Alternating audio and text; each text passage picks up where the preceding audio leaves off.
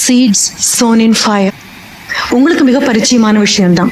இந்த வனங்கள்லையும் காடுகள்லையும் ஏற்படக்கூடிய தீ எல்லா விதையும் முளைக்கும். ஆனா இந்த ஓக் மரம் அப்படின்னு சொல்லக்கூடிய இந்த ஓக் மரத்தினுடைய விதைகளான எகான்ஸ் அப்படின்னு சொல்லக்கூடிய இந்த விதைகள் ரொம்ப கடினமான தோலால ஆயிருக்குமா. வனத்துல தீ வரும்பொழுதுதான் தீயனுடைய வெப்பம் தாங்காம அது வெடிக்குமா. அதற்கப்புறம் பெருமழை வரும்பொழுது அது வளருமா. நேற்று பெஞ்ச மழையில இன்னைக்கு முளைக்கிறது எல்லாம் வெறும் காளான் மட்டும்தான். நெருப்புல தூவி விதை விட்டு விருட்சமாக நிற்கக்கூடிய அந்த பெரிய மரங்கள் எல்லாமே 100 வருடங்களும் 150 வருடங்களும் 200 வருடங்களும் பார்க்க போற மரங்கள். உங்களுடைய மிக பிறந்த உலகத்துல என்னுடைய ஒரே வாழ்த்து இதுதான். மிக அற்புதமான மகோன்னதமான தோல்விகளை நீங்க சந்திக்கணும். மாத்தி சொல்லிட்டேனோன்னு சந்தேகம் வரலாம். வெற்றி அடையணும்னு சொல்றதுக்கு பதிலா தோல்விகளை சந்திக்கணும்னு சொல்றாங்களே அப்படின்னு. இல்ல, தோல்வி மிகவும் அழகானது. தோல்வி மிகவும் சுவாரஸ்யமானது. தோல்வி சொல்லிக் கொடுக்கக்கூடிய பாடங்கள் நிரந்தரமானவை.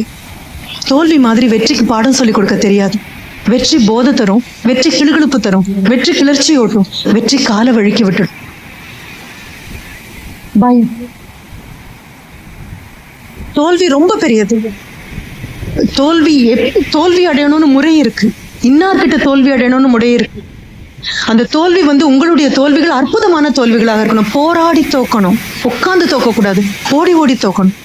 மிகப்பெரிய பிரம்மாண்டமான தோல்வியாக இருக்கணும். என்னுடைய மாணவன் கிட்ட நான் சிரிச்சுட்டே சொல்வேன், முயல் வேட்டைக்கு போய் ஜெயிக்கிறத விட யானை வேட்டைக்கு போய் தோத்துட்டு வாடான்னு சொல்றேன்.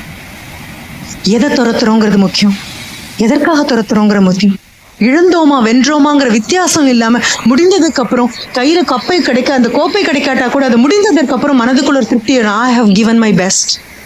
யாராவது you have done your best நான் சிரிச்சுட்டே சொல்வேன். I would like to better my best. அவ்வளவுதான். இன்னைக்கு பெஸ்ட், நாளைக்கு அதை பெட்டர் பண்ண முடியும்.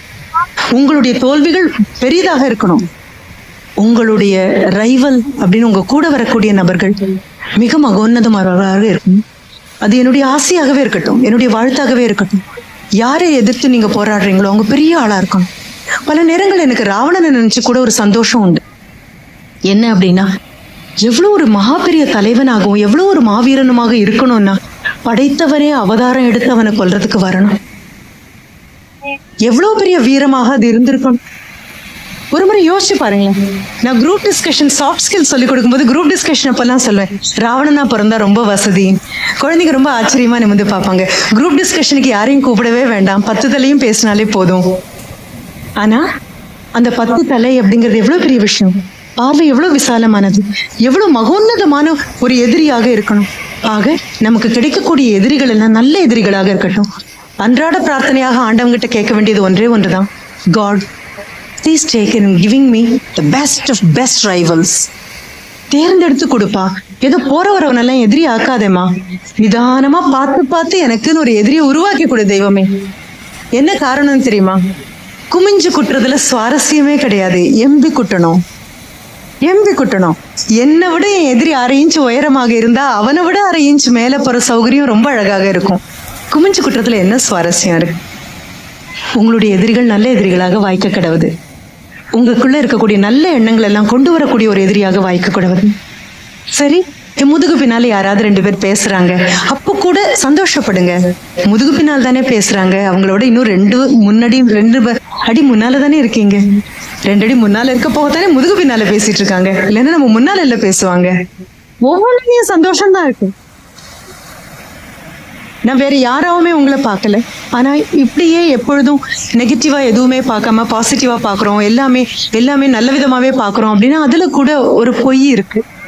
அந்த பொய்யை நான் சொல்லவே வரல. என் கண் முன்னால இருக்கிறது பிரச்சனைனா ஏற்றுக்கொள்வோம். ஆமாம், இது பிரச்சனை. எனக்கு உடம்பு சரியில்லையா? ஆமா, எனக்கு உடம்பு சரியில்லை. என் கையில பணம் இல்லையா? ஆமா, எனக்கு பணம் இல்லை. Please accept the problem. நான் அதை நெகேட் பண்ணவே சொல்லல. பிரச்சனையை ஏற்றுக்கொள்ளலாம், ஏகமனதா ஏற்றுக்கொள்ளலாம். பிரச்சனையை ஏற்றுக்கொள்றதுதான் பிரச்சனையை தீர்க்கத்தினுடைய முதல் அடி.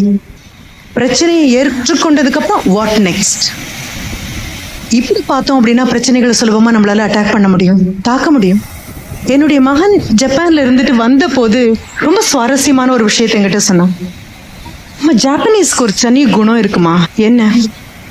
ஏதாவது ஒரு பிரச்சனை வந்தது அப்படின்னு சொன்னா அந்த மேனேஜர் அப்படி கையெல்லாம் அப்படி ஃபோல்ட் பண்ணிட்டு ஸ்லீவ் எல்லாம் ஃபோல்ட் பண்ணிட்டு ரொம்ப சந்தோஷமா கூப்பிடுவாராம். வாங்க வாங்க வாங்க வாங்க ஒரு பிரச்சனை வந்திருக்கு அப்படின்னு நினைச்சேன். என்ன ஒரு ஆரோக்கியமான எண்ணம். வாங்க வாங்க எல்லாம் ஓடி வாங்க ஒரு பிரச்சனை வந்திருக்கு. பிரச்சனையே இல்லாம காலையில ஆபீஸுக்கு போயிட்டு திரும்பி வந்து நாமளே பிரச்சனையா திரும்பி வந்தோம்னா அது எவ்வளவு ஒரு கொடுமை. ப்ராப்ளம்ஸ் வரணும், அழகழகான ப்ராப்ளம்ஸ் வரணும். அது ஏன்னா ப்ராப்ளம் வந்தா மட்டும்தான் அது தீர்க்கக்கூடிய பக்குவம் வரும். நல்ல ஆரோக்கியமான பிரச்சனைகளை நீங்க சந்திக்க கடவுது. சரி, வாழ்த்தியாச்சு. சமுதாய level you all have come up, மேலே வந்துட்டோம். சொல்ல போன இப்ப சந்தோஷமா வெளியில இருக்கக்கூடிய பனி விழுறது கூட தெரியாம உட்கார்ந்து சாப்பிடக்கூடியது. இன்றைய பொழுது ஆண்டவன் நல்ல பேனாவால் எழுதியிருக்கான். பாதி எழுதும்போது இங்கு தீந்து போகாம, பாதி எழுதும்போது உடைஞ்சு போகாம, முழுவதும் திருத்தமா அழகா எழுதுற மாதிரி ஒரு நல்ல ஒரு பேனால ஆண்டவன் நம்ம எல்லாருக்கும் இன்னைக்கு தலையெழுத்து மிக அழகா எழுதியிருக்கான். நல்ல உணவு, குட் டைஜஷன், எல்லா வாழ்த்துக்களும்.